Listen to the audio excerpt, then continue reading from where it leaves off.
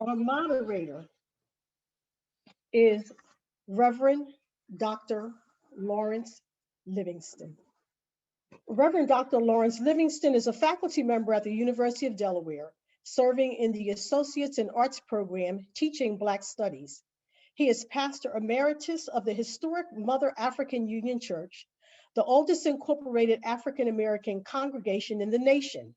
He has served in several church and community related positions in Maryland, Dover, Delaware, Wilmington, and the United Methodist News Service in Washington, D.C. Reverend Dr. Livingston is founder of the Peter Spencer Family Life Foundation, host of Delaware's only Children's Defense Fund Freedom School, and the Coalition to Dismantle the New Jim Crow. He has served on the Board of Trustees of the Delaware Historical Society and the Mitchell Center for African American Heritage. Reverend Dr. Livingston grew up in Wilmington, attended and graduated from Wilmington High School, and he attended Wilmington High School prior to the implementation of the desegregation court order. Reverend Dr. Livingston is a commanding storyteller and a master of making meaning out of ambiguity and complexity. Welcome to our panelists and welcome our moderator for the program, Who's in the Room, Reverend Dr. Lawrence Livingston. Thank you, Ms. Avery. Thank you for introducing me. And first of all, I want to thank the Wilmington Center for Education, Equity, and Policy for including me in this, this discussion and in this dialogue. Certainly, I share your vision for children in the city of Wilmington, that Black and brown children living in the city will no longer be harmed by poor educational experiences. So I share that. I'm really excited about tonight. I think tonight we're going to hear some wonderful stories. We're going to hear how those stories relate to each other. And for those of you that are listening, I would like to invite the audience to listen for emerging and similar themes among the panelists tonight.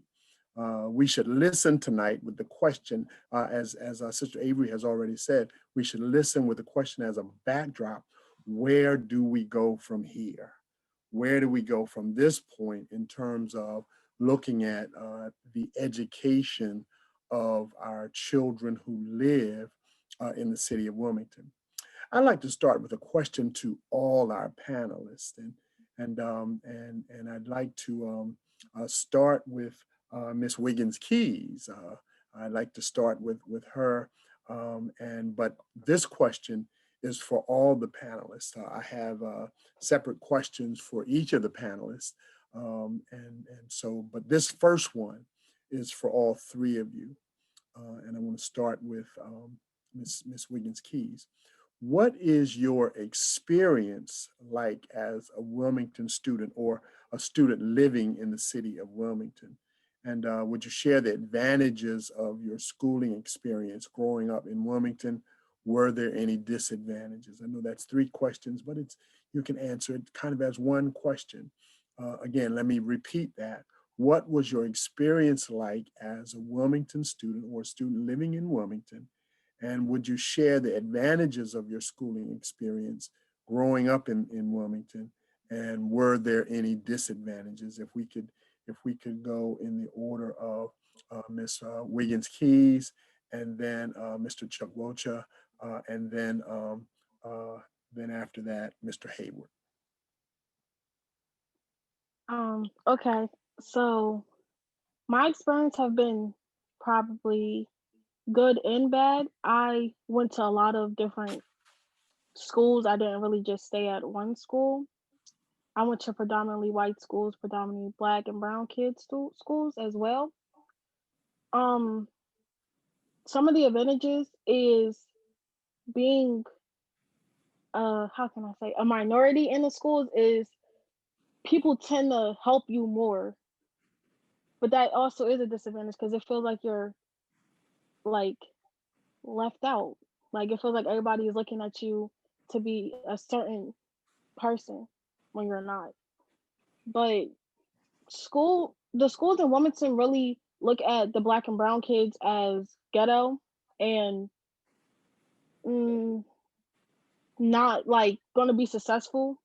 Like our rate of graduating is getting lower every year, and that's because the teachers and just the whole school system is just passing kids along without actually sitting down and talking to them and helping them. So it's kids every year dropping out and just getting passed along, not understanding how to do the work and not being able to comprehend or not being able to read good or do math good. So that's kind of the disadvantages, is that they usually just pass kids along instead of actually like sitting down and helping them. And some of the advantages about that is that some schools actually do sit down and help. Some teachers actually will see a kid and sit down and help, but that's only the teachers who look like us.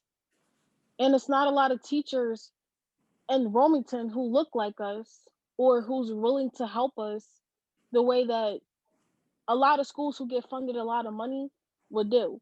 Because a lot of Wilmington schools don't get funded a lot of money, so we're stuck with the low budget and we're stuck with hand-me-downs from other schools, or we're stuck with cutting programs because we don't have it in our budget. So yeah. Okay, thank you. Mr. Chuck Wilcher. Reverend. And I will pick up right where Olivia ended, just really saying that I guess the foundation of my educational experiences in Wilmington are deeply rooted in the former Wilmington School District, having had that. I mean, I guess my earlier than schooling with the Head Start program, and then we went to the former Wilmington School District for kindergarten, first and second grade at the former Martin Luther King School. And it gave us a great foundation. Really, I mean, it was like a true community school right there in Riverside. Everything was there. It gave us a sense of belonging. And then it was the exact opposite in for third grade, when we were put on the bus and sent out to Heritage Elementary School. And from that first day arriving in that school, I mean, I felt that I was not welcome. I felt that I didn't belong there.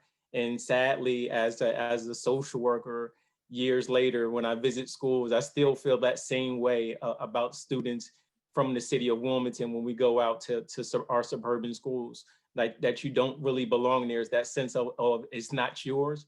And it's been a long, hard fought just battle of trying to get that sense of equity and promise from education. So that's really what the sense of Wilmington gave me in education, and realizing that our community had a great role in involvement when I was younger. And as I became an older student, there was less and less engagement, less and less involvement with community centers, and there were less and less after-school programs and tutoring programs inside of our churches and faith-based institutions. There was just so much less, but the needs and demands inside of our schools and the needs of our students were so greater. So things just shifted drastically, and again, it just gave us that sense of just overwhelming need. It put us in this place where we are today. Thank you. Mr. Hayward?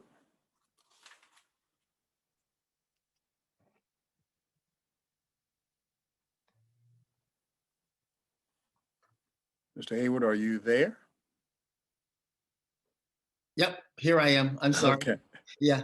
I'll start by saying I think our education, when we grew up in Wilmington, grew up on the West Side, we were a bit in that sweet spot, in that we were probably the first or second class that went to school in a completely integrated situation at Lohr School, and then to Bayard and to Wilmington High. And our graduating class from Wilmington High was just about 50%. We had maybe 5 or 6 Latino students, mostly Puerto Rican at the time. And we had I guess, as I look back, it was the opportunity to go to school together and grow together. We not only, did school together, we were in a lot of activities like Park League baseball and Little League Baseball up at Mack Park, up on Cleveland Avenue. We did a lot of things together. We also did some things separately. We always, every Saturday, a bunch of us always walked or sometimes rode to the Walnut Street YMCA. So we actually did a lot of crossing over from the completely Black community to an integrated community.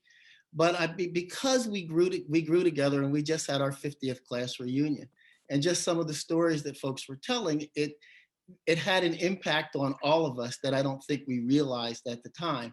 So we were able to get along and function together.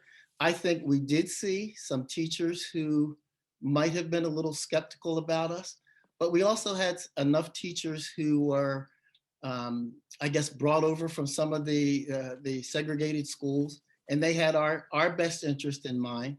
Our kindergarten teacher was Mrs. Fleming, who was a Black teacher. So we had the opportunity to have a Black teacher, and it also gave the white kids an opportunity to have a Black teacher and see they're really no different. So I think there were a number of things that happened for us as we grew up as a group that allowed us to really grow together and stay together as friends all these years. But I think there were a lot of people who did the educational tutoring that we needed. The other thing that I think really helped us, and I guess we were a college prep group. There were times when all of us felt we weren't getting what we needed, so we banded together and provided those things for ourselves, like looking at colleges, et cetera. And as a result, we had a very successful class who graduated from Wilmington High. Okay. Okay, well, thank you. Thank you for that. For the next question, I'm going to direct this question. I know you went last, Mr. Hayward, but I'm going to direct the question to you and let you go first this time. And my question to you is, to what do you attribute the inertia associated with not improving educational experiences for Wilmington children pre-K through 12 since the dissolution of the Wilmington school district? Seems like that effort was intended by some to improve the education for Wilmington students, but it seems to have gone in the other direction. What do you attribute that inertia to? I think that there were lots of good intentions, and I think there was a lot lost in the execution. When you put people into a situation where they're clearly not comfortable or they're not used to without doing some of the background work, you just can't get off of a bus or walk out of school in third grade where it's an all Black situation, and then in fourth grade you're in a situation where you're the minority. It's a difficult situation for any child to figure out, and as a result, I think there were probably a lot of teachers, a lot of administrators who didn't have a good idea of how to make it happen correctly, and therefore it kind of it floated back and forth. Where there was a will, where there were some administrators and some teachers who said, hey, we're going to get this done, we're going to make sure our kids get what they need, it worked.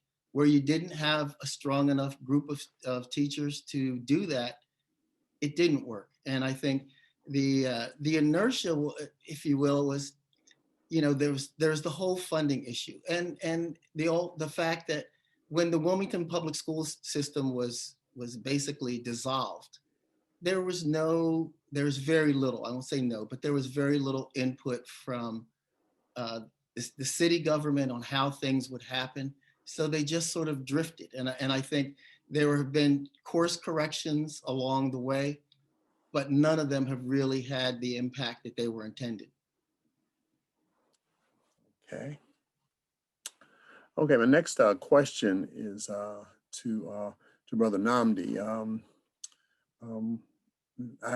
Your sharing a minute ago was quite intriguing, that when you were in kindergarten and first and second grade, there was a sense of belonging, and then there was a drastic difference when busing came in, and in the third grade, it was quite different. My question to you is, what have we learned from the past that we should avoid, if at all possible, to transform education for Wilmington students? What have we learned from the past that we should avoid, if at all possible, to be able to transform education for Wilmington students?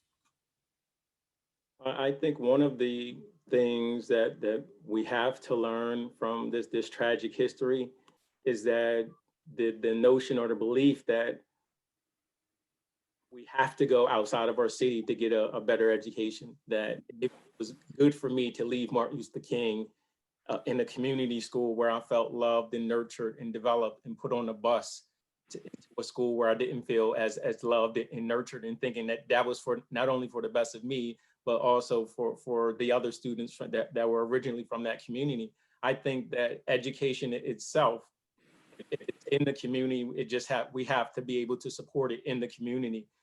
This unnatural divisions we've created with the 4 districts in our city, our governance model, created these barriers that we still haven't learned from all these decades later. It still creates these unnatural divisions within our city.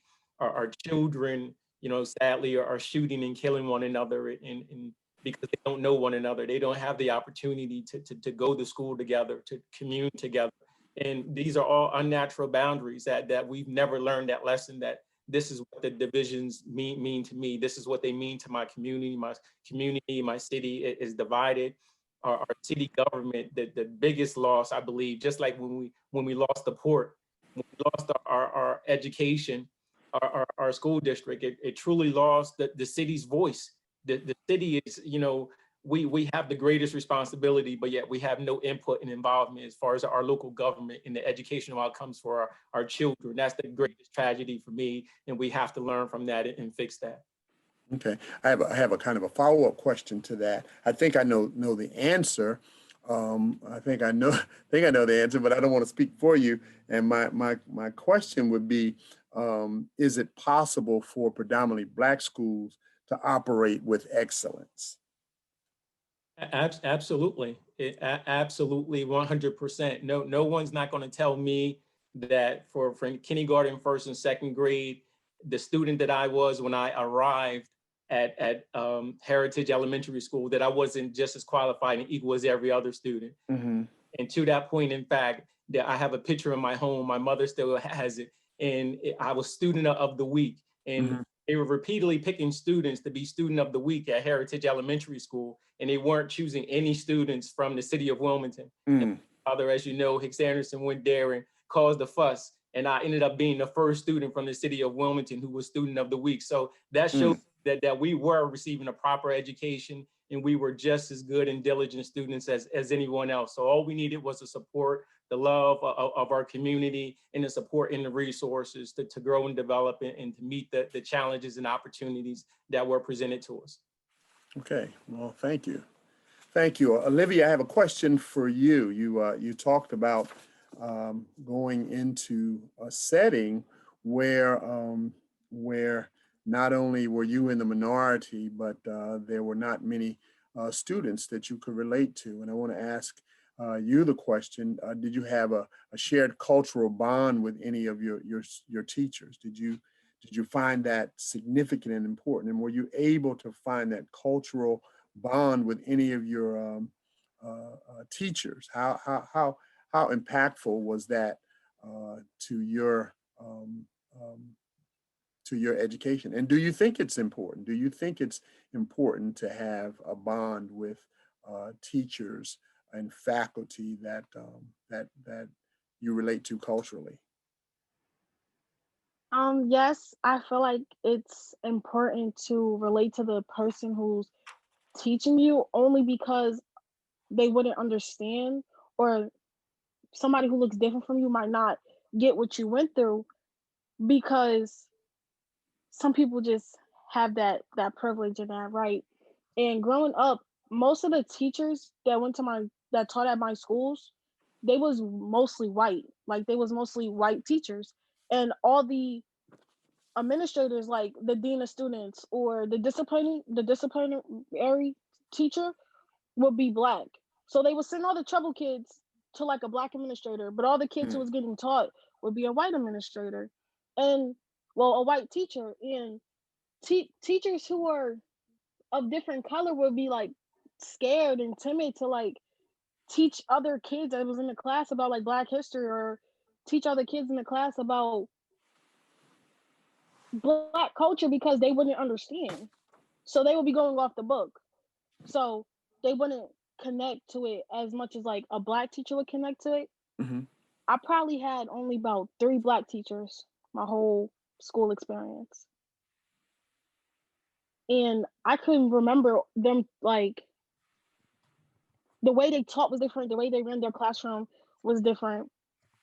And you can just feel that having a teacher the same skin color as you, or not the same skin color as you, but the same teacher who grew up looking like you and would know more about how you would grow up.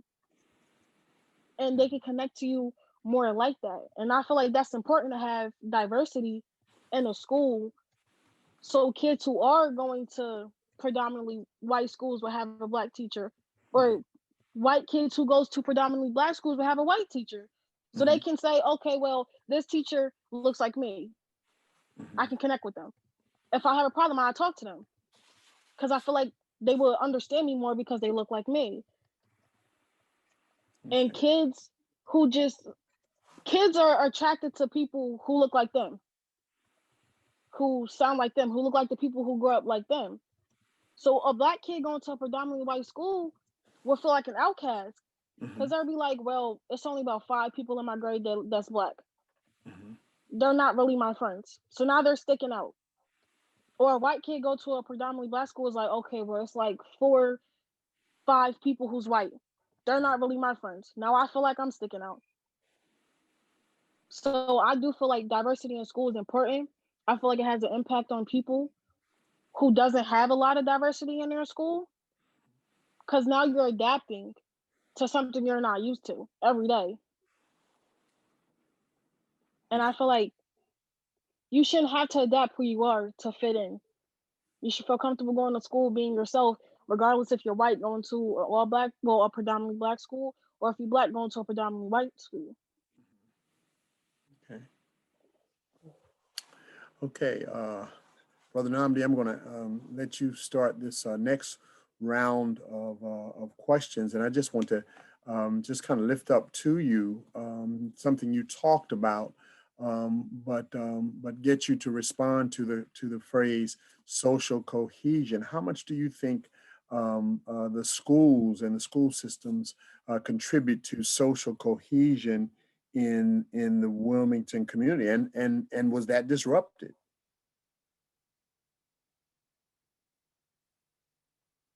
Are you there? Absolutely, Reverend. I mean, our schools are the heart of our communities. And just to give you a sense of what that really means to me, as a young man, I never attended George Gray School, but I have vivid memories of being inside of that school. My sister did Girl Scouts there. My mom was Girl Scout teacher. It was a part of the community, but I never went to that school, but I was always inside of that school, George Gray. That's what it meant to our community, that our schools were truly the hub. So when we lost that connection, that direct connection to our communities through our schools, we lost so much. We lost so much that voice, that bridge between the students' home, school, and the community, it got lost when our schools began to be divided and controlled from outside of our city. We lost so much. We lost so much, and we are definitely still dealing with those impacts today. Mm-hmm. Okay. Okay, Mr. Hayward, would you like to answer that same question in terms of social cohesion? What role do you think it plays in the school system, or the schools play in social cohesion in the community? And was it fractured when we moved to the school system, to the structure that we have now? Yeah, I totally think it was fractured.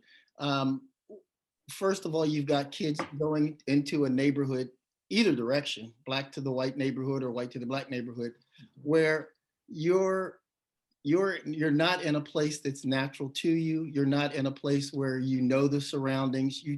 There's just an uncomfortable feeling when you go someplace that you don't know anything about, and you don't understand where you are, how you got there, etc. I mean, you're expecting fifth graders to understand some concepts about um, community, etc. You know, they're put on a bus, they go somewhere, they get off, and they don't really have an understanding or a feel for the community. When we were growing up, you had a feel for the community, and I will tell a story on myself to sort of piggyback on what Namdi said. When I was in kindergarten, for some reason, I thought it would be really cool to try to catch the fish in the fish tank. My kindergarten teacher didn't think it was that cool. And, back then you could, you got a little slap on the butt. But what the lesson that I learned is when I got home, she was sitting in the living room. And I know nothing about double jeopardy, but I knew I was getting ready to get another spanking for what I did. And it taught me, you can't do that stuff in school because they'll tell you about it. They'll find out about it at home. So that was a good lesson that I learned young. But I think we had folks in the community who were teachers. Many of the teachers who in our elementary school were all folks who kind of lived in the community. Now, as we grew older, we had teachers from a lot of different places. But I also think we had enough of a mix of teachers, black and white, that they all had to figure out how to teach a varying type of student. And they were all in the community. So when we left school, we were still with the same group of kids. We may not live with them, but they lived around the corner. They lived down the street, and you saw them. You saw them in the market or whatever. So there was much more cohesion because we all grew up in the same community up on the hill. Okay, well, thank you. Olivia, I want to ask you a question. You obviously are a good student, and you've had some success, even though you've been in this minority kind of setting. Can you identify an example of something that you have experienced as a student from Wilmington that contributed positively in a positive way to your education? Okay. I remember at Brandywine, a lot of my friends, we decided to come up with like a Black student union. All because it felt like they just stopped teaching Black history in schools. Because it was February and we was like, it's Black History Month. We didn't hear nothing about no Black history. We was just going about regular. And I'm like, the last time I actually learned about Black history was like in 3rd grade. So I was like, well, we all went to the principal. We studied our points. We came up with ideas and we asked him to start a Black student union. He said, as long as we find an administrator to watch us after school, then it's fine. And we found an administrator and we came together and we held meetings for people to like talk about what they would like to see different in their schools. We talked to teachers or administrators of color to see what they would like to see. We asked people to come out, bring friends. Like it was really like a friendly setting for everybody who felt like an outcast or felt like, oh, we're looked at differently because we're Black students, to actually advocate how they wanted to be presented. Okay. So that was a good experience. I did like that. Okay. Okay. I thank you, Olivia, for sharing that. That really kind of segues into something I'd like to share as we kind of end this first discussion. And one of the things that seems to be a recurring theme among the panelists tonight, and Olivia kind of highlighted it with her inference about the Black Student Union, is a sense of belonging, that students who have a sense of belonging or can find that somehow do well. And it seems like that has been a major theme of everything or a part of what everyone has said. Now, my school experience was I went to in Wilmington. I grew up in Wilmington. Grew up on 8th and DuPont Street. I went to 3 schools. I went to only 3 schools, and they were all in the neighborhood. I walked to school in elementary school. I walked to school in middle school. I walked to school in high school.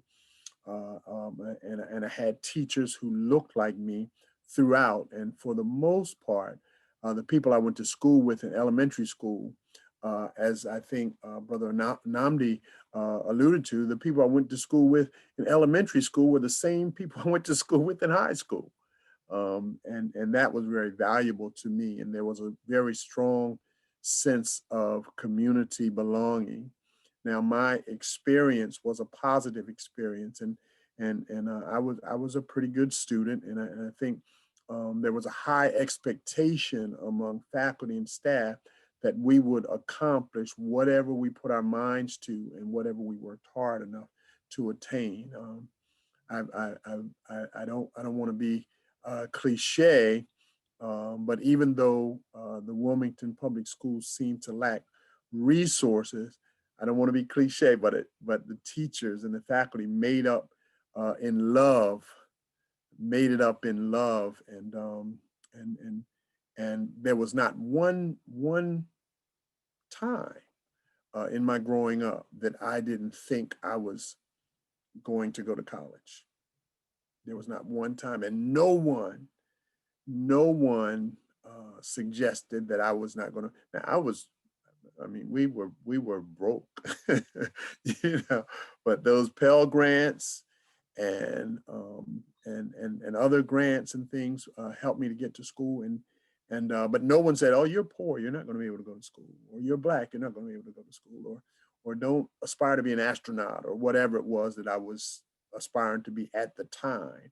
No one, no teacher, not my mother, a single parent, no one had ever suggested to me that I couldn't aspire to be whatever it was that I desired to be, and put the work in.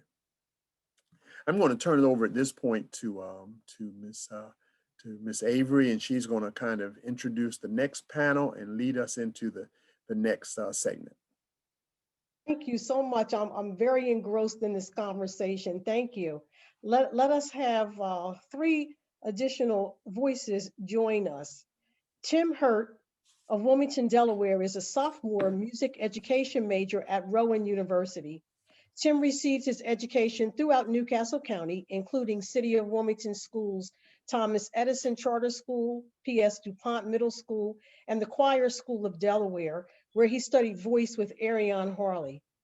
Tim graduated from MOT Charter School and has performed principal roles in high school musical productions, undergraduate opera productions, choral concerts, and more. Currently, Tim is studying voice with Lauren Plant and plans to become both an opera singer and a music educator post-college graduations. Welcome, Tim. I'd like to welcome Dr. Shelley Rouser. Dr. Rouser is the chairperson for the Education Department at Delaware State University, as well as an associate professor. Dr. Rouser is a proud alumni of DSU. She has 25 years of experience in K-12 education as a middle school and a high school teacher and coach. That was the first half of her career, and as an administrator at the district and state levels, the second half of her career. Prior to joining DSU in 2018, Dr. Rouser served as supervisor of instruction in the Newcastle County Vocational Technical School District and as a director of K-12 initiatives and educator engagement at the Delaware Department of Education, where she led the curriculum, instruction, and professional development work groups, overseeing up to 9 content areas, including the state's college and career-ready standards implementation efforts. She also has led initiatives such as Common Ground for the Common Core, the Next Gen Teacher Leader Project, and Reimagining Professional Learning. Dr. Rouser is a change management expert. Her professional mantra is captured in a Gandhi quote: "In a gentle way, you can shake up the world." Welcome, Dr. Rausser. I'm going to introduce to some and reintroduce to others Elizabeth Tizzy Lockman. Raised in Wilmington's Cool Spring neighborhood, she attended schools in the Red Clay School District and graduated from AI High School in 1997. She entered community service through Public Allies Delaware in 2004. Film initiative of Servium Media. When her daughter enrolled in kindergarten at Highlands Elementary School, Lockman joined the Parent Teacher Association and served as the group's president from 2010 to 2013. Elizabeth Lockman was elected to the State Senate in November 2018 and represents communities in and surrounding Central and West Wilmington. Her district is one of the most diverse and densely populated sections of Delaware. Senator Lockman has long been an advocate for education reform, originally through her local PTA association, as a member of West, and as a director of the Parent Advisory Council on Education, PACE, an initiative of the Christina Cultural Arts Center, then now a partner with the Wilmington Center for Education Equity. Building on this leadership role with the Wilmington Education Advisory Committee, WEAC, when WEAC established the Wilmington Education Improvement Commission, WEIC, which focused on better serving Wilmington's public school students through equity-focused funding, Lockman became the group's vice chair. As a lead architect for the Wilmington Center for Education Equity, Senator Lockman championed legislation to create the Reading Consortium, which she co-chairs. And in 2021, she was selected by her fellow legislators as the Senate Majority Whip. Welcome, Senator Lockman. Turn it back over to you, Doc. Okay, thank you. Thank you. Well, panelists, I'm going to start out with the very same question that we started out with on the first panel. And so I'd like all of you to answer this question. I'd like to maybe start with Dr. Rausser, and then Mr. Hurt, if you would answer, and then Senator Lockman, if you would answer. What was your experience like as a Wilmington student or student living in Wilmington? Share the advantages of your schooling experience growing up in Wilmington, or were there any disadvantages? Let me restate that again. What was your experience like as a Wilmington student or a student growing up in a student who lives in Wilmington? Share the advantages of your schooling experience, or were there any disadvantages? Thank you. So yes, and Senator Lockman and I have something in common, that we grew up in the Cool Springs area together. And yes, and so yeah, I was just a little older, and went to school with her older sister, and I think you were around the age of my middle sister, Tizzy. So yes, so we were just a few blocks away. But in growing up in Wilmington, a couple of blocks, even one block, could make a big difference in the midst of all of the flux that was happening with schools. So I grew up 9th and Van Buren area, and interestingly enough, so I went to Cool Springs or William C. Lewis Elementary School, and after that, things kind of got shifted around for us, where my best friend just a block down the street from me went to one elementary school, and I ended up going out to what was called Greenville Elementary. So when you speak of the advantages, I'll speak to that first. Some of the advantages were just the resources of the community. I remember being able to take advantage of the Christina Cultural Arts Center when it was located near the Swedes building, I think it was called, and so many rich experiences there, immersion in the arts, all kinds of classes that we were able to take. And then that acknowledgement and deepening of just knowing our culture as we were in the midst of all this that was going on, that was a blessing. Being able to access resources such as FAME, which I wasn't the most STEM focused students. So I tried it and it didn't last with me, but it was beneficial to many, many students. And in fact, my mother, Bernice Swan, was an educator with fame. And so there was a rites of passage. I think it came a little, it more affected my sisters than I was able to take advantage of that. But these were the sorts of resources being in the city. So speaking of the education, there was an education, yes, in the public school system, but there was an education happening in the community. And that was very beneficial for me as a young person. As far as disadvantages, I kind of spoke to that a little bit earlier. Part of it was just the disconnection. So you have friends that are all around the neighborhood that you've grown up with and going to school with, and then all of a sudden you're going in splintered ways. And that sort of thing really does play a role over time when, you know, that friendship is also symbolic of other things that are happening in the community when the students were pushed all sorts of ways. And it seemed like in third grade, the students in Hockessin were coming into the city.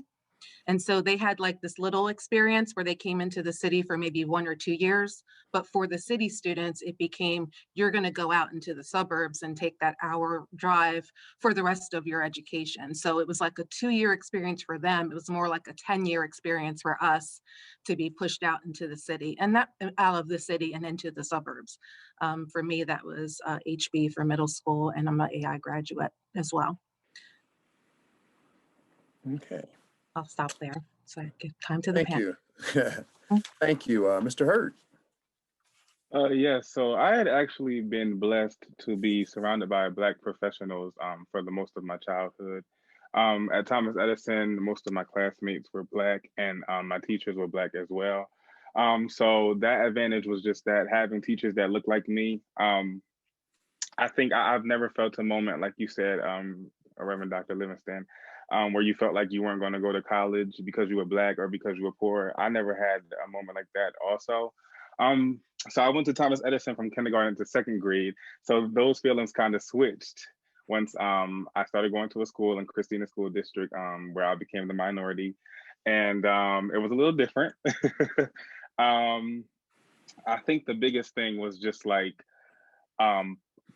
punishment. Like the punishment was different for everything was punished instead of, you know, discussed. The expectations I felt weren't as high as they could have been. I definitely felt like more of a maternal vibe at Thomas Edison than I did when I was the minority at the other school. And the other advantage I think was that when I was at Thomas Edison, the teachers understood us, so they weren't afraid of us. And that becomes a bigger problem, I believe, as students get older, but it can also take place in, you know, primary education as well. And if the teachers who don't understand us are not afraid of the students, then they're probably afraid of the parents, depending on where you are. And that can get in the way of fully nurturing a child, because I do believe in nurturing the whole child and not just teaching the curriculum. And then I would say that a disadvantage I feel that I faced was that some of the teachers in these inner city schools were not fully equipped to work with inner city students. And I think that that can do a lot of damage to a student, not even just a student. I think it can do a lot of damage to the child. So we have to be careful with who we're letting teach our inner city students and the qualifications that they have and the training that they go through before they are in these inner city schools. Okay. Thank you, Mr. Hurd. Wonderful. Senator Lockman. Thank you, Reverend. Good evening, everyone. It's awesome to be here. I will, please feel free to flag me if I go on too long, because you know this is a topic we could all talk about for hours and hours. And I'll abbreviate a little bit because Dr. Rouser and I did have some significant parallels growing up in Cool Spring. I went to William C. Lewis. I went to HB. I went to HIAI as well. For context, I think my family came to that situation with some philosophies that I think weigh as heavily on me as my personal experience in education. My parents both grew up in rural and small town environments in southeastern Pennsylvania. My dad grew up in Kennett, one of the few Black families there, and predominantly white public schools. And my mother grew up in rural Pennsylvania, in Lancaster County, and her mother was a school teacher there and actually taught in integrated schools prior to the 1920s. My experience in Lewis and HB and AI was like at the heart of the busing era. So I think not when it was beginning, but when it had kind of found its feet a little bit, I would say. So, you know, I certainly identify with that experience of, you know, some dissonance in terms of a disconnection from one's home community and to some of the school environments that we were in. But at the same time, I think we were early enough in that path where we still had some significant Black educators and leaders. Not a lot in my elementary school, but I do, a lot of people still remember Mr. Reed, who was the administrator at William C. Lewis, and he was a huge, literally and figuratively huge figure. And I think his leadership of that school and the creation of a culture that was welcoming to all was very, very powerful for us as students. But I still hear about it from folks who were educators there. One of them being Frederica Jenner, who was the head of the teachers union for several years and talked about the impact of that for her. So I got to walk 2 blocks to school and felt a lot of ownership over it, and almost like, you know, we were welcoming the other students coming in from Hocassin predominantly to, you know, to visit, to play in a playground that I was familiar with, because that's where I lived. So it felt fairly harmonious. And my experience from there and of middle school was that we had some educators that were pretty radical of all colors. And I remember them making some very intentional and deliberate moves to do things that I've heard some of our students today talk about, to talk about Black history, not just with students of color, but to make it a school-wide conversation. That's a memory I have very strongly from my years at HB, where we, you know, watched, you know, we all went to the movie theater to watch Malcolm X together. We watched Roots as a school. I mean, it's kind of goofy, but it created conversations and points of reference for students of all colors. And that continued. And I think also not insignificant was that I was identified early to be on the gifted track, which was an advantage to me as a student for sure, but it also sort of doubled down on this sense of separation. It put me into classroom environments where, though my school might have looked more diverse in a balanced way, where I would be one of 2, if I was lucky, you know, students of color in a classroom. And so that certainly can do a number on your psyche as a child. And so just, you know, I grew up with a father who was a pretty masterful code switcher, but it still sort of makes your head spin to have to be code switching like that between the 45-minute ride on the bus with your neighbors and what it's like in the classroom. And I agree with those who said that there's a lot of advantages to that experience. I see a lot of positives, but it can also do a real number on your sense of self and your, you know, your identity and your self-esteem. So that would be the quick version of my experience growing up as a Wilmington student. Okay. Hey, thank you, Senator Lockman.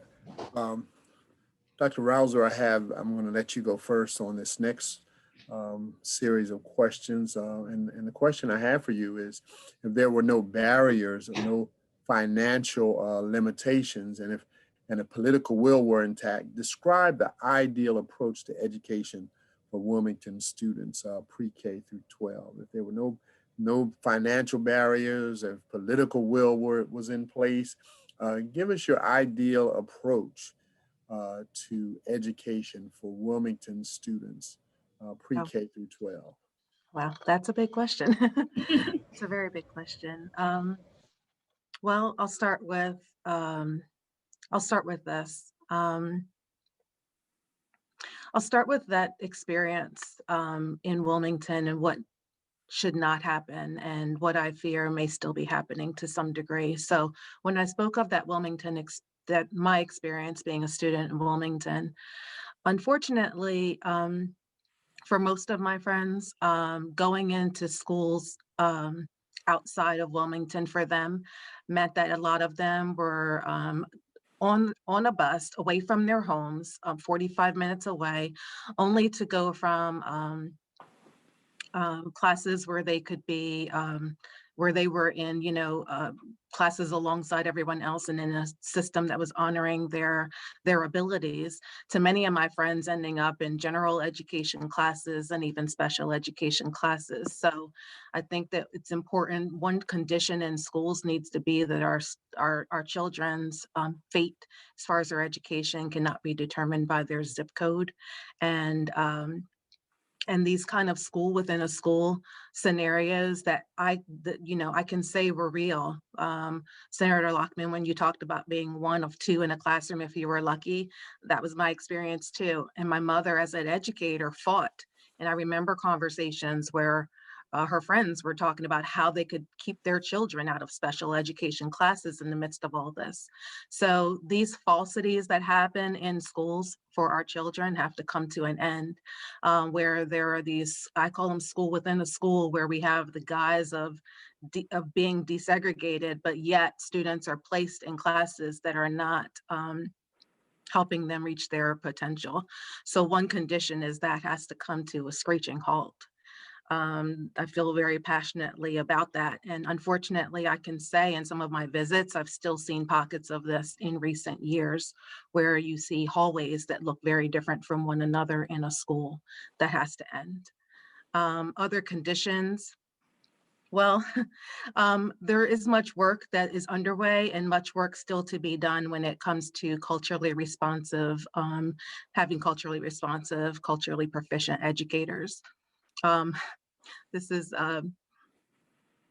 unrelated, but an analogy. In my family, we talk about, don't mess. There's a few things you just don't mess with. You don't mess with sweet potato pie. You don't mess with macaroni and cheese. You don't mess with the potato salad if you don't know what you're doing. So when it comes to educating our students, as much as you want to talk about, as much as we want to have the cultural proficient educators in our classrooms, we do need to understand that a professional development session or seminar is not what's going to make those changes. We have lived through in very, very recent times a clear understanding of the division in our country. And as we go down this road, the education that our students deserve is for educators to truly be immersed in this from the beginning of their education and through their teacher preparation and administrative preparation before they're in front of children. So it's going to take, the work that we do now is going to prevent this panel from existing 20 years from now. And it's going to take deliberate work, both in K-12, teacher prep, again, admin prep, to have a different type of educator that's ready to truly honor our children's identity, give them the knowledge and skills that they need, and also just be all educators a proponent for social justice. Okay, thank you. Thank you, Dr. Rousey. Your analogy was great, and it's one that communicates perfectly in this space. So thank you for that. I want to ask Senator Lockman, I want to ask you a question about values. In Martin Luther King's 1967 speech, Beyond Vietnam, he said, we as a nation must undergo a radical revolution of values. He went on to say, we must rapidly begin the shift from a thing-oriented society to a person-oriented society. What are the revolution of values, or what is the revolution of values that we need to have for Black and Brown students in the city of Wilmington? What are those revolution of values that we need in Wilmington? Thank you, Reverend. I think it's been spoken to really effectively by many of our panelists. I think that revolution of values that we need to see in our public school system is not to view Black and Brown students of Wilmington or anywhere, because there's many more now in our counties as well, from a deficit perspective, as if our Black and Brown students are a problem to be solved, or that the cultures and qualities that they bring into a classroom and a school building are problematic, as opposed to something to be celebrated. I mean, I think we can even see that, when we look at sort of the parallel discussion about our English learner students, it's been treated as a deficit, as a special education need, as opposed to these are students who are proficient in another language. They're coming in, you know, oftentimes with a ability to be bilingual, which is an amazing, you know, skill set we should wish for everyone. So I think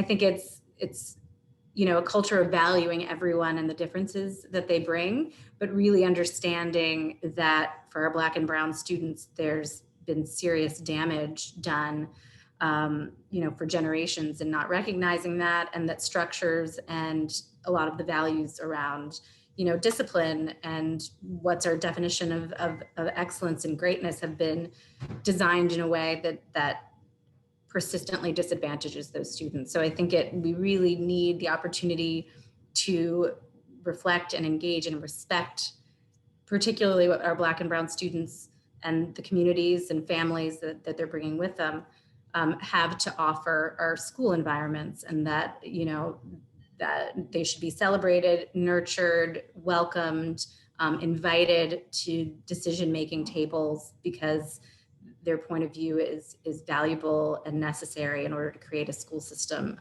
that will effectively serve all. And I believe that's to the advantage of our Black and Brown students, but I believe that will also be to the advantages of our white students of all colors as well, in doing that. I mean, there's research that backs that up. You know, having more teachers of color is positive for our students of color. It's positive for our white students too. So I think, you know, really doing what we can to realize that would unfortunately be revolutionary if that were to occur across the school system. Okay, thank you. Thank you, Senator Lockman. Mr. Hurt, you spoke a little bit about your positive experience at Thomas Edison Charter School. But I want to ask you, throughout your school experience, did you have a shared cultural bond with any of your teachers beyond Thomas Edison School, and how impactful is it to be taught by ethnically diverse teachers, particularly when you're in a minority setting? Absolutely. So, okay, outside of Thomas Edison, so next was Gallagher Elementary. So I didn't have a Black teacher, but we did have a Black behavior interventionist. And he played a significant role in the rest of my elementary education. I would just often go in there just to sit and talk, just to talk to someone who I could relate to. Mm-hmm. I feel that it was important that we had that relationship, because he never instantly, like I said before, instantly really punished me for anything. We would talk about it, have a discussion about it, because some of these things, you know, young kids are impressionable. So some of these things are things that we see going on TV or at home or anywhere, and we might not know that it's wrong. But there were times when once we established our relationship, if I was about to do something that I know I had no business doing, I would think about him. And I would say, I don't want to disappoint him. And that was so much more effective than every time I'm in his office, he's writing me up, pulling out, you know, calling home or whatever. Sometimes it just takes a simple conversation. Outside of him in high school, I also went to, the student body was pretty diverse, but the teachers were 99% white. There was one Black teacher. And we had a special relationship also, and the same thing applied. Whenever I felt like I wanted to do something that I had no business doing, she was always in the back of my mind. The conversations that we had, the little things that she would say to me. She had a maternal spirit about herself. So she was always, you know, when she wasn't there, she was there. And I think that she helped me along the way a lot. Okay, great. Well, this question I'm going to ask to all three of you, because the three of you have had similar yet different experiences with your matriculation through the school system and through your various experiences. And I want to start with Senator Lockman, and then Dr. Rausser, and then Mr. Hurt. Is there any relationship, in your view, between the disruption of community cohesion in Wilmington and a kind of education activism that happens, people being interested and participating in the schools and school systems. Is there a disruption because of the way we do schools, if you will, here in Newcastle County? Is there a disruption to this community cohesion? And what role does that play in building this sense of community? Thank you, Reverend. I mean, I think it's hard to say that it hasn't. I mean, we see such a disconnection and such a disruption of something that should be foremost, which is the engagement and connection between home and school. You know, I think we're all probably familiar of school environments where that's sort of what they call their PTA, where it's really about having a bond between the schooling place and the home place, the community where students live. I think, you know, oftentimes we really focus on the busing era and when students were sort of shipped out and sent to lots of different places. I think we've continued that and doubled down on it in some ways with some of the impacts of now we live in an era where you know, students are assigned to school, but students can also make choices about where to go. So you still see that fracture. It hasn't necessarily reversed that. And where we have instead, what it's oftentimes done is it's created in our more vulnerable communities concentrations of need. And so we have families who are in less of a position to advocate, to understand, you know, how to develop social and political capital and how to engage in their ownership that they rightfully have over their schools. And then those parents who maybe have those skills or have access to that are probably more dispersed across schools that seem like they have more resources and more opportunities in them.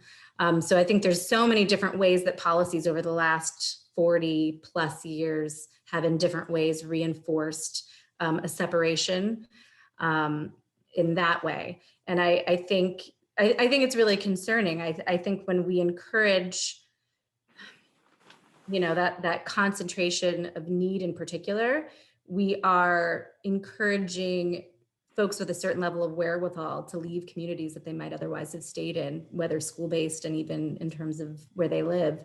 And I think that's just done, I think that's done a lot of damage. And then on top of that, of course, we have very bureaucratic structures in our schools that are not encouraging to parents to come in and have their say. It has become a more oftentimes antagonistic relationship, especially when it comes to our Black and Brown communities, trying to speak to structures which are, for lack of a better term, you know, more rooted in white supremacist designs. So I'll leave it to the others to add color to that. Okay, Dr. Rouser. Yeah, so just to build on some of what Senator Lockman had to share, I just, I mean, we know that there's that connection. We're living through it. Obviously, if we're, you know, still sending children from their home, from their home, you know, 45 minutes, an hour away, that means more than just what that student experiences. That's a disconnect for that entire family. That is now an inconvenience for families to even get to that school, to be immersed in it. Are there ways around it? Absolutely. Are there things that some schools are doing differently to try to you know, turn things around and make things right? Absolutely. But, you know, having, you know, a reverse type of community engagement where you're coming into the community for that engagement, as opposed to making assumptions about what families believe or how they support their children by the fact that they can't make their way across 95 and every other kind of chaotic situation to get to the school where their children goes to. So there's ways. And I think that we can certainly get around that. I think there's absolute ways to get around that. I would love to see a time too when we are getting parents in the room together from different communities, as our schools are structured now, when we get those families into the same room together, that it's more than just about technical stuff. It's more than just about the technical things of the school. We need this. We know from what our country has just endured and what we are presently facing and facing with eyes wide open, every single one of us, that there's some disconnect.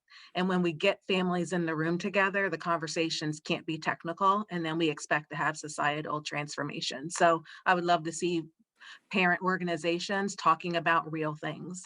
I would love to see some of the things that we talk about happening in our schools with cultural responsiveness, and just understanding each other's experience happening when those parents get in the room together. And those are just some of the things that I envision that will help us with the here and now of how we are structured, but nevertheless, creating a different type of a different type of educational experience that we'll be talking about 10 years from now, hopefully. Okay. Okay, Mr. Hurd? I'm feeling the same way as Dr. Rouser and Senator Lockman here. I just wanted to add on, I think that representation matters as well. Students need to come into schools and see themselves in some way professionally or in history doing good things. Cultural sensitivity was something that came across my mind as well. And also just knowing who you're teaching, knowing the community, more parent, getting the parents involved, becoming a community, pretty much the same. That's how I feel.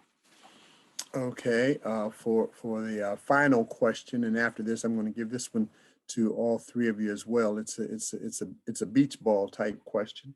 The question simply is it possible for predominantly Black schools to operate with a sense of excellence? And would you expound on your answer? Is it possible for predominantly Black schools to operate with excellence? I'm going to let Mr. Hurt go first with this one, and then Senator Lockman, and then Dr. Rouser. Absolutely, I do believe that this is a possibility. Since I am in the process of becoming an educator, I always think about, there are two movies that I think about in my educational journey, and that is one, Lean on Me, with Morgan Freeman, and Freedom Writers. And particularly with Lean on Me, the way that Mr. Clark just came into the school and just turned it around, the students, of course, they weren't, it takes a while to get to excellent when you start from there, but he started them, and that's what really matters. I think that it's possible for anybody to be excellent. They just need someone to believe in them. They need someone to inspire them, to nurture them. So yes, I do believe that it's possible. Absolutely. Okay, Senator Lockman. Yes, absolutely, of course. I think in going hand in hand in that, we do have to be very clear-eyed when we're talking about Black and Brown communities and the persistent disadvantages that we've suffered, that we can potentially bring into those environments, that has to be recognized and accommodated, of course, though, as well, that we have to make sure that we are, reckoning with the specifics of that community of Black and Brown students and the needs that need to be resourced in terms of, the educators and other types of just opportunities and resources that are provided. I think, to me, something that I've learned a lot over time, having grown up, going to really racially integrated schools and seeing that as a value, which I do, is really coming to understand the importance and the difference that it makes when you see something like socioeconomic integration, which doesn't have anything to do with the color of your skin, and what a difference that can make when you have a school that is socioeconomically balanced, again, because it comes back to the social and political capital that the families are bringing in, the demands that they bring in terms of understanding their rights and responsibilities as a school community. So we see that difference. So I think, I will just sort of hearken to one of my favorite school leaders, Aaron Bass, and I know that we've had a lot of conversations about it's not about skin color, but you can create a school with more stability and potential when you look at those socioeconomic balances. So I think that's something to consider. And if you cannot have that, I think we just have to make sure that we are structuring our systems, the context of state policy and things like that, to make sure that if that is lacking, that we are delivering the right resources to create a balanced playing field so that it can work, because it absolutely can. I agree with both my fellow panelists, and I would just add, yes, it can, it has, and it will. Um, um, my mother went to Jason downstate, all Black high school. Um, she taught in the Wilmington public school system. It worked, and it can work. It can work just as much as a student attending a predominantly white school can thrive. So we have to put aside that notion because that's not even a thing. Resources need to be available, and that's key. The resources have to be equal, and that's not just the money resources. That is the resources. That is the human. That is the investment in people, in the educators, in the children themselves has to be in place. Yeah. So I absolutely believe that it can happen. It has happened. We have generations of dynamic Black educators in this state that came from those schools and have done and continue to do wonderful things for the community. So that needs to just not even be a conversation point. Mhm. It Okay, is. thank you. Yep. I want to thank all of our panelists, both in the first segment as well as this segment, for your contribution to this discussion and dialogue. It's a discussion that we have to continue to have and continue to strive for that excellence that the three of you spoke about, and we can have excellence if our expectations are high, and all of our students can achieve. And so we have to believe that and understand that, and perhaps we know that best, that all of our students can achieve and will achieve if expectations are high. I'm going to turn it over now. Again, thank you for allowing me to be a part of this dialogue and discussion. And I'm going to turn it over to Miss Avery and let her kind of close out our time together, and she'll give us direction for the next few minutes. Thank you so very much, Reverend Dr. Lawrence Livingston, for your able facilitation. Thank you so much, and for sharing a little glimpse into your personal experience. As you've already said, this is an ongoing conversation. We are very intentional. We want to get personal. We sit in a room with people, and people have positions, and we don't know who they are as human beings, that influences their ideologies and their values. So we'll continue to spend time expanding this conversation, continuing this conversation with you all, and expanding out to others. We have a lively chat going on with people who have a lot to share. Chuck, Representative Chuck Wocha, and Olivia, you're listening, but turn your cameras on. Thank you all for your participation on behalf of the Wilmington Center for Education, Equity, and Policy, and our core leader, Lynn Howard and Eugene Young. Thank you all. So we have one phrase that we want you to complete in a sentence or phrase. And here it is. Then I'll wrap up and we will let Tim Hurt take us home with song. So the sentence that I would like to ask you to, the phrase that I would like to ask you to complete is this: to fulfill the promise of an exceptional education for Wilmington students, ... I'll go first. It's not my best thinking, but I think about it a lot. To fulfill the promise of an exceptional education for Wilmington students, we must all open our minds for change. Who wants to go? We have to insist that all educators truly in their hearts are believing in what all children are capable of doing and honoring them. And they have to believe that, and we have to hold them to that. Thank you. Brother Namdi? I'll say that we really have to just, again, make our children a priority.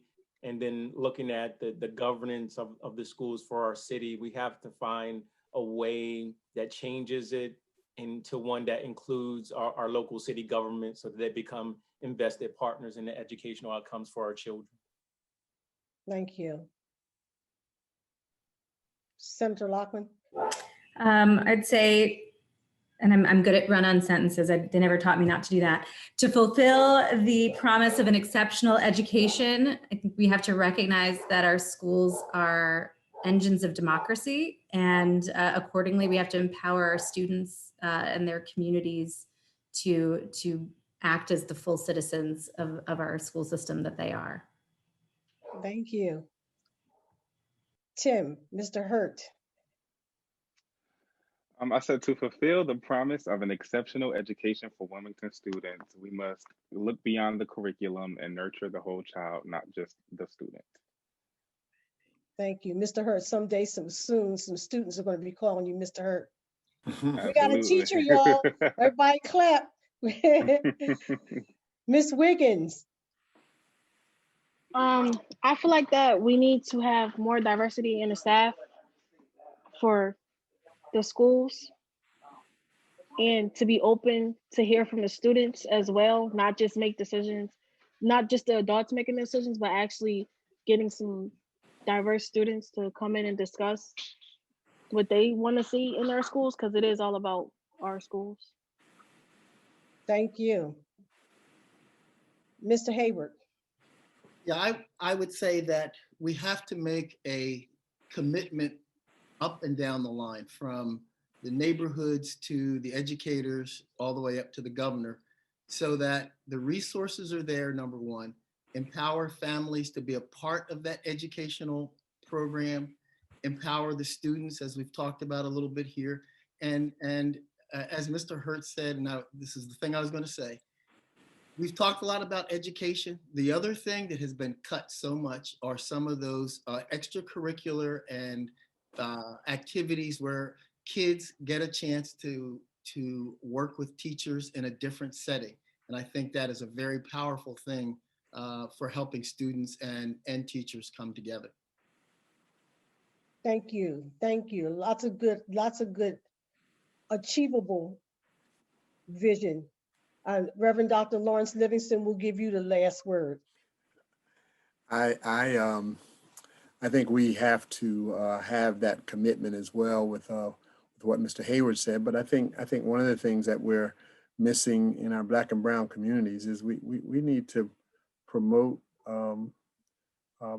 enthusiasm and pride within ourselves, and I think we need to help our children, be proud of who they are and their contribution and what contribution they have to give to the world.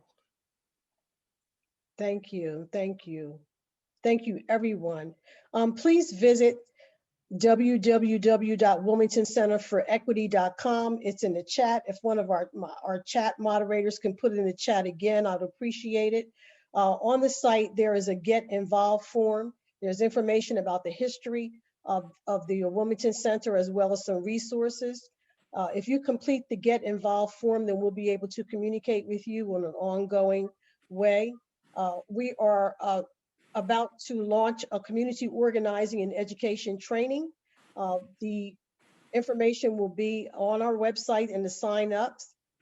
Please join the Reading Consortium on February the 5th at 11 a.m. This is a public communication around the interim recommendations at the Reading Consortium. Senator, do you want to underscore that? No, you've pretty much nailed it. We're going to talk about the investments we can make in the short term to start seeing improved outcomes. Okay. Thank you. Thank you for your leadership, and you as well, Representative Chuck Wocha. On February the 22nd will be our next monthly Monday conversation. It will be curated by a doctoral candidate, Akila Aline, who is also a member of our lead group. on this center. So tune in on February 22nd. Thank you so much. Let me see the takeout quote. Thank you for all of our participants. We have so many people that will send us an email every other week saying we've had 15 to 20 commissions over the last 50 years, and it feels like we're not making progress. Sometimes that certainly may seem to be the case, but I believe that most of you, if not all of you, had the absolute joy and privilege of hearing this brilliant young woman doing the inaugural festivities. And so this quote is very apropos, that for those that believe that the situation will never change in Wilmington, in Amanda Gorman's words, there is always light if only we are brave enough to see it, and if only we are brave enough to be it. You all are the lights. We are going to do what we said that we are going to do and make it manifest. So we're going to close this program with Tim Hurt from a recent performance of the MLK annual oratorical contest. Thank you all. Stay on so you can hear Tim.